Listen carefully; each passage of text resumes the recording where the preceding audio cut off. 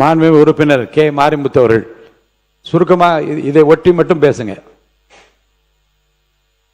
மாண்புமிகு பேரவைத் தலைவர் அவர்களே, சுருக்கமாக பேச சொன்னீர்கள். இல்ல எந்த கவன ஈர்ப்பு தீர்மானம் எதை குறித்து கொடுத்திருக்கின்றீர்களோ அதை ஒட்டி மட்டும்தான் பேசணும். நீங்க மற்ற விஷயங்களை இதில் கொண்டு வரக்கூடாது. நான் ஒரு தந்தையாக நின்று பேசிக் கொண்டிருக்கிறேன்.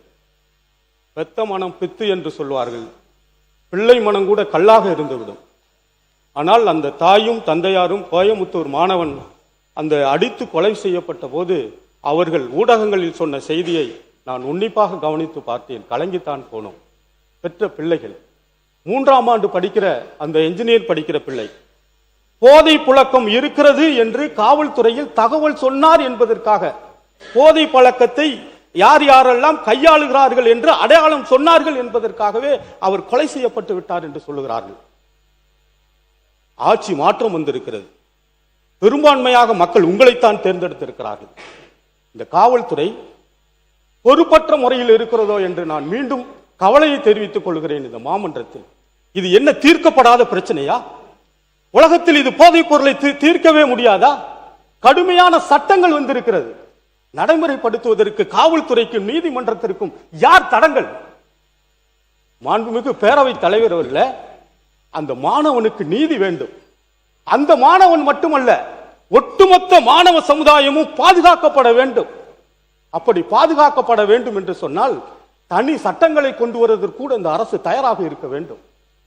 சட்டம் கொண்டு வருவது மட்டுமல்ல, அந்த சட்டத்தை நடைமுறைப்படுத்துவதற்கு ஒரு தனி ஆளுமை வேண்டும். அந்த ஆளுமை உங்களிடம் இருக்கிறது என்று தமிழ்நாடு மக்கள் எதிர்பார்த்திருக்கிறார்கள். செய்வீர்களா என்று நான் கேட்கிறேன். எனவே உரிய நீதிபதியை கொண்டு, ஓய்வு பெற்ற நீதிபதியை கொண்டு உரிய விசாரணை நடத்தப்பட வேண்டும்.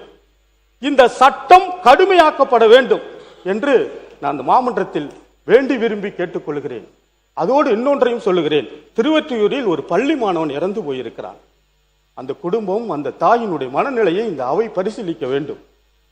அதே போல நம்முடைய தளி சட்டமன்ற தொகுதியில் சித்தாம்பூர் ஊராட்சிக்கு உட்பட்டிருக்கிற ஒரு பெட்டாக்கலாம் என்கின்ற ஊராட்சி ஒன்றிய தொடக்க பள்ளியில் 4ஆம் வகுப்பு மாணவி பாலியலால் படுகொலை செய்யப்பட்டிருக்கிறார். பாலியல் வன்கொடுமை செய்யப்பட்டிருக்கிறார். எனவே இந்த அரசு உரிய கவனம் செலுத்த வேண்டும். கடந்து போய்விடக் கூடாது. கவன ஈர்ப்பு தீர்மானம் கடந்து போய்விடக் கூடாது. உரிய சட்டம் இயற்றப்பட வேண்டும். காவல்துறை சீர்திருத்தம் செய்யப்பட வேண்டுமோ என்று நான் வினாக்களை எழுப்பி சம்பந்தப்பட்ட அமுதன் உள்ளிட்ட பாதிக்கப்பட்டிருக்கிற அந்த பள்ளி குழந்தைகளுக்கு, கல்லூரி மாணவர்களுக்கு உரிய விசாரணை நடத்தப்பட வேண்டும். குற்றவாளிகள் மீது கடுமையான தண்டனையை பெற்றுத் தருவதற்கு இந்த அரசு உறுதுணையாக இருக்க வேண்டும்.